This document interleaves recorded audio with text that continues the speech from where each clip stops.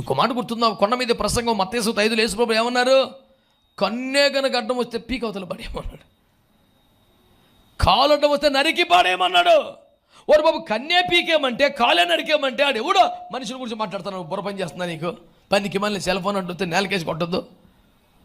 ఆమె అని చెప్పే దమ్ము ఎవడికి ఉంది కనుక దమ్ము సరిపోవాలి. సరైన భక్తి చేయాలంటే ఓరకొరక మాట్లాడటం కాదు.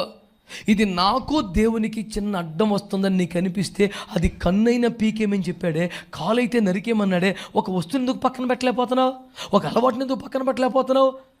ఎవడొస్తే నీ ప్రార్థన తగ్గుతుందో వాడిని ఎందుకు పక్కన పెట్టలేకపోతున్నావు? ఎవడి ఫ్రెండ్షిప్, ఎవడి ఫెలోషిప్ నిన్ను దేవునికి దూరం చేస్తున్నావు ఎందుకు పక్కన పెట్టలేకపోతున్నావు? దమ్ము సరిపోవట్లేదా? వద్దా మహిమ వద్దా, సింహాసనం వద్దా, కిరీటం వద్దా, పరలోకం వద్దా, ఎత్తబడే బలం వద్దా?